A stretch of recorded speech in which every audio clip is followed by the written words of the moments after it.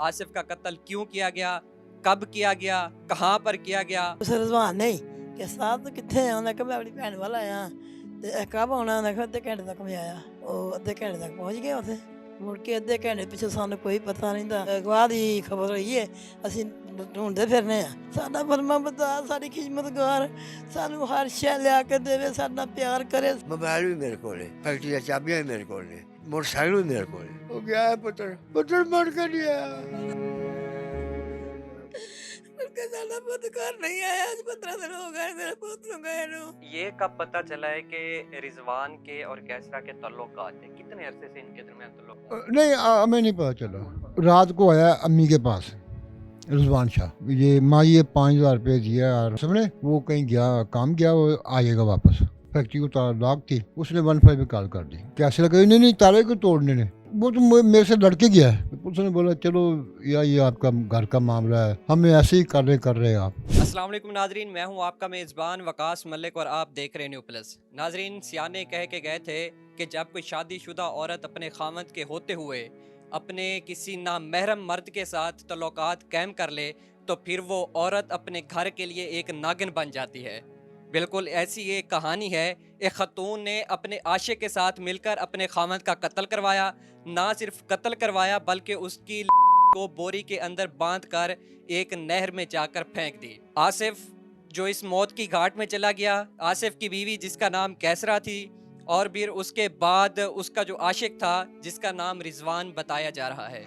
आखिर ये मामला है क्या, आसिफ का कत्ल क्यों किया गया, कब किया गया, कहाँ पर किया गया, और आखिर ये बात इनकी फैमिली को कब पता चली। मेरे साथ आसिफ की माँ, मेरे साथ आसिफ के बाप मौजूद हैं, इनसे बात करेंगे और तमाम तर जो तफसीलात हैं आप तक पहुँचाएँगे। अस्सलाम वालेकुम अम्मी जान। वालेकुम सलाम बेटा अम्मी जान, इतना दुख हुआ जब मैंने ये खबर सुनी, यकीन माने कि दिल जो है खून के आंसू रो रहा है। आसिफ की शादी कैसरा से कब हुई थी, कितने बच्चे थे उनके। बेटा ਉਹਦੇ 12 ਸਾਲ ਹੋ ਗਏ ਹੋਏ ਨੂੰ 3 ਬੱਚੇ ਨੇ ਉਹਦੇ आसिफ काम क्या करते थे। ਆਸੂ ਦੀ ਮਸ਼ੀਨਾਂ ਸੀ ਕਮੀਸੂਰ ਕੱਪੜੇ ਨਹੀਂ ਬਣਦੇ ਵੈਰਾਈਟੀ ਦਾ ਮਾਲ ਵੈਰਾਈਟੀ ਦੀ ਮਸ਼ੀਨਾਂ ਸੀ क्या इनके दरमियान पहले कभी कोई लड़ाई वगैरह होती थी।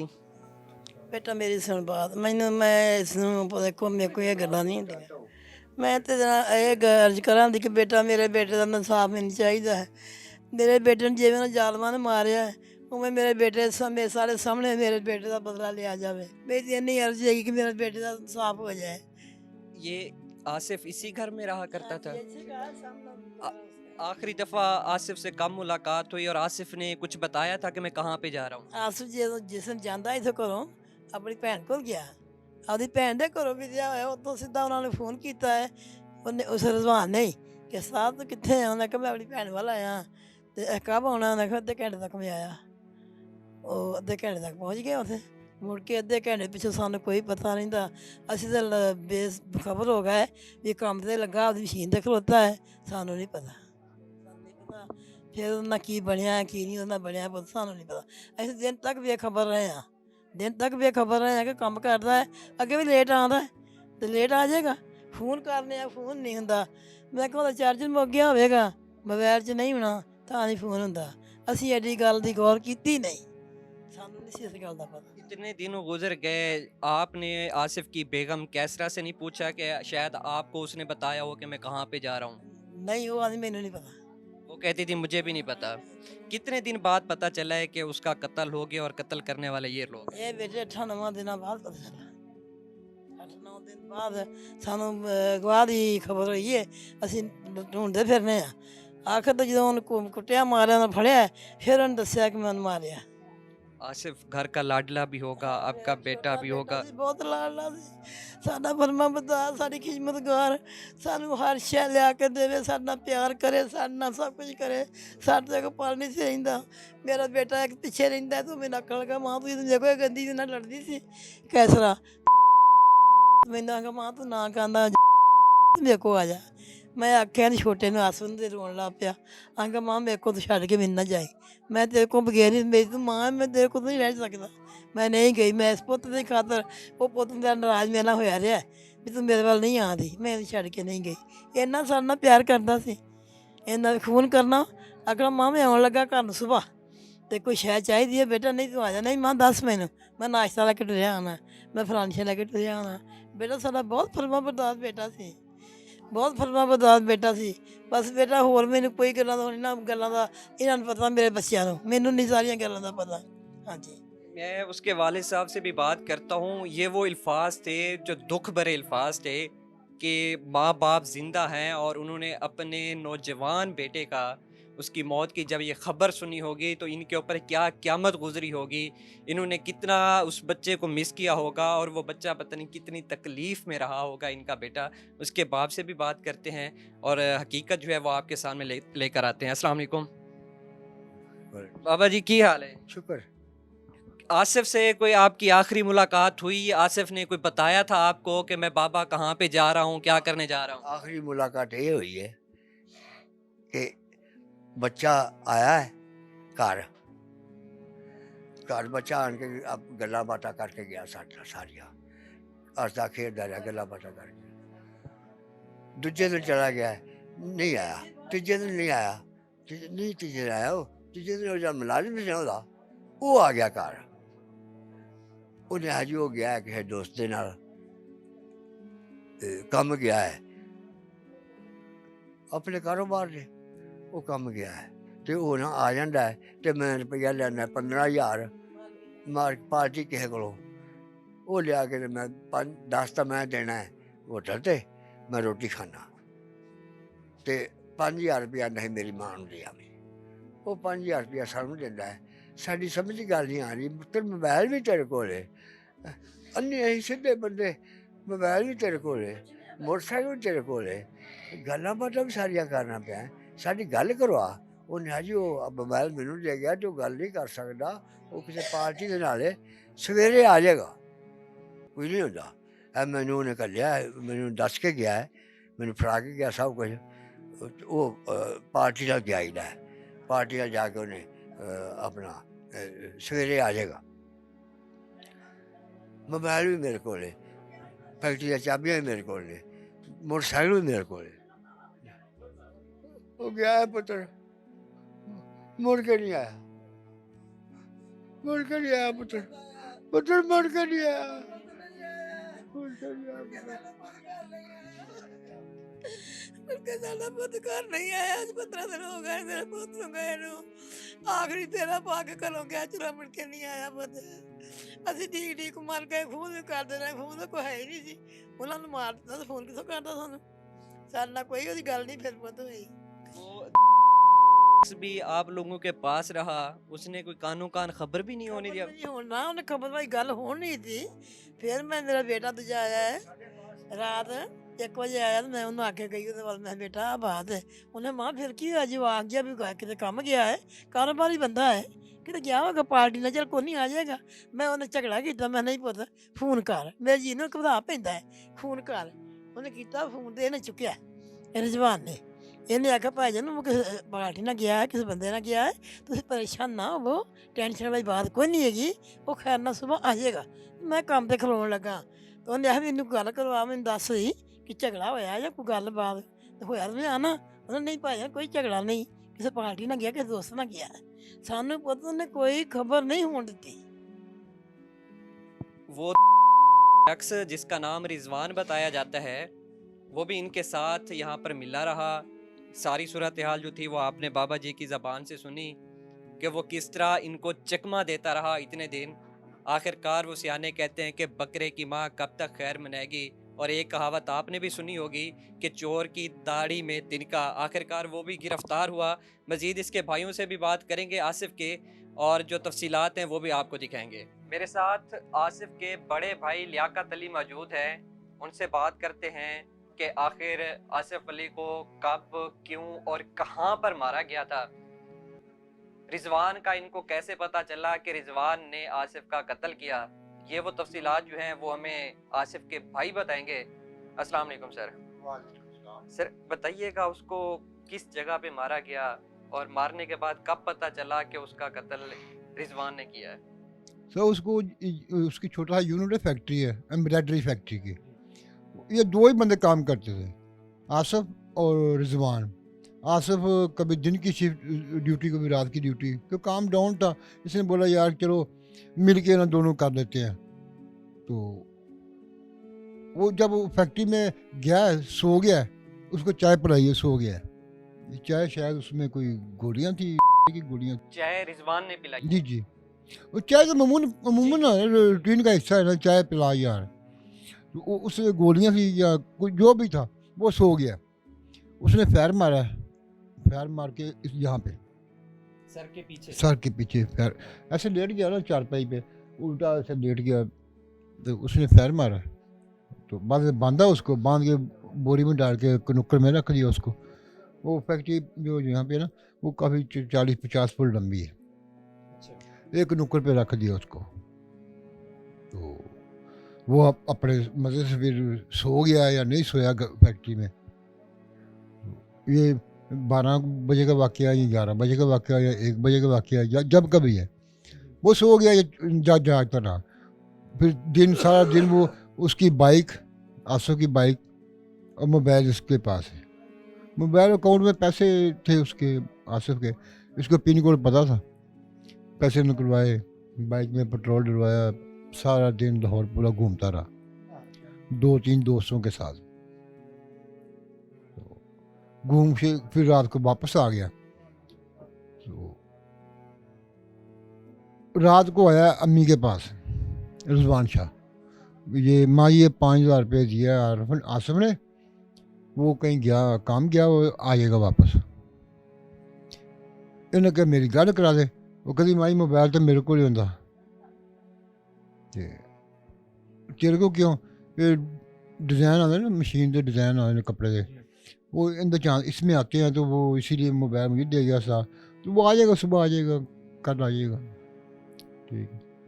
रात को भाई आता है, छोटा भाई पीछे तो रहता है आरफ, उसने 1 बजे के करीब उसको फ़ोन किया आसो के नंबर पे, उसी ने उठाया। वो ये कहीं गया हुआ है, कल आ जाएगा। उसने मुतमिन कर दिया, वो भी सो गए। ये उठे सुबह, उसकी फैक्ट्री चले गए। ये मेरी भाभी है ना कैसरा, ये भी पीछे, इसको पता चला ना कि माई बाबा कहाँ जा रहे हैं, तो इसको खुटक गई। ये भी इनके पीछे चले गए, फैक्ट्री चले गए। तो मेरा भांजा रास्ते में ना मेरी बहन का घर है, वहाँ से इन्होंने उनको भी बुला लिया, भांजा भी साथ आ गया। तो वो नहीं, कहीं नहीं मिला उसको, फैक्ट्री को ताला लॉक थी। उसने 15 पे कॉल कर दी भांजे भांजे ने कॉल की। तो पुलिस आ गई। तो पुलिस ने कहा जो ताले तोड़ते हैं। कैसे लगा? नहीं ताले को तोड़ने ने, वो तो मेरे से लड़के गया है, हमारा घरेलू झगड़ा हुआ रात को। अच्छा। तो पुलिस ने बोला चलो या ये आपका घर का मामला है, हमें ऐसे ही कर रहे हैं आप, इसको ऐसे सुलझाओ, देखो कहीं किसी के घर, बहन भाई के घर चला गया होगा। बस आप थाने आ जाए। वो थाने चले गई अपनी, उसका भाई भी आ गया पीछे से, कैसरा का, उसकी बाइक पे बैठी थाने चली गई। ये इधर उधर ही खड़े हैं। फिर मेरा भाई छोटा ही उठा 12 बजे करीब,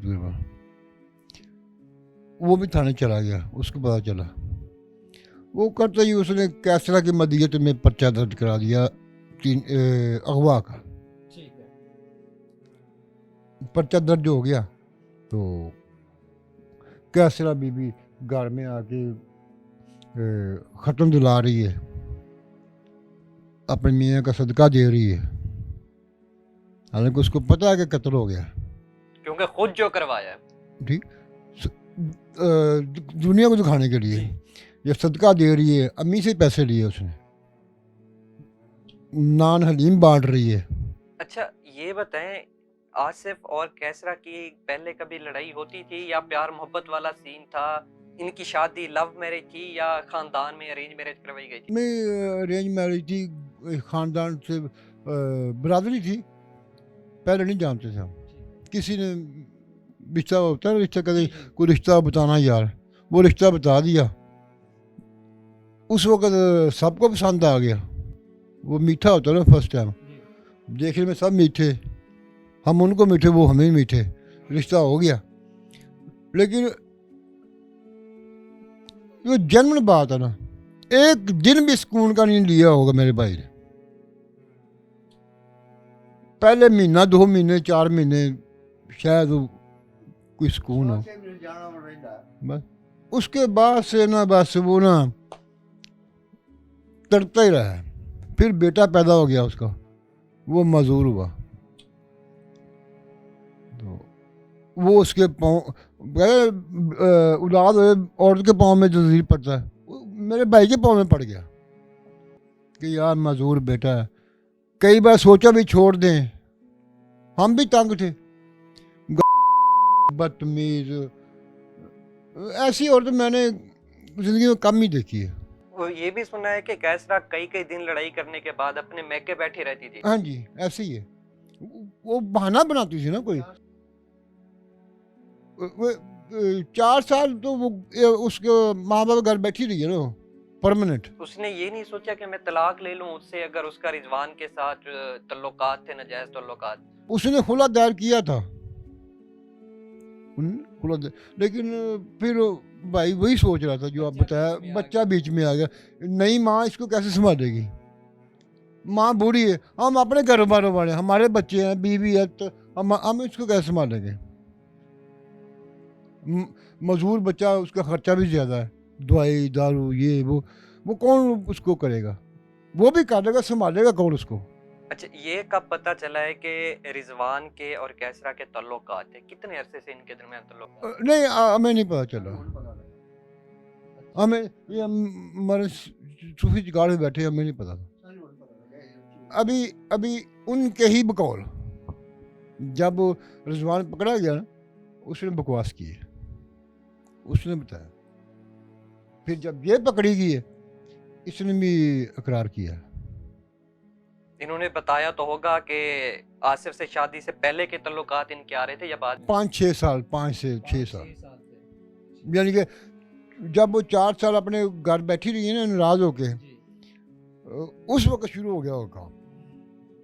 1.5 سال آئی کو ہو گیا نا ادھر. اچھا, اس کی کو کہاں پہ پھینکا گیا تھا؟ وہ پتوں کی آگے نا ہلدا گاؤں ہے کوئی, وہاں پہ نہریں, 1-2 نہریں میں نے دیکھا نہیں ہے, وہ نہر میں پھینکا گیا. سنا ہے پولیس کو وہ لاش اسی دن مل گئی تھی جس دن صبح مجرم کے بقول کے 6 بجے میں نے پھینکی اس کو, صبح 5:30-6 بجے ٹائم جب میں نے پھینک دی. دن چڑھتے 10-11 بجے 12 بجے تک کسی نے اطلاع کی پولیس والوں کو, وہ آئے, انہوں نے نکالی باہر. تو پتوں کی جو قبرستان ہے, وہاں کی جو انتظامیہ ہے, ان کے حوالے کی انہوں نے, بھئی اس کو لاوارث کر کے نا امانتاً دفنا دیا جائے.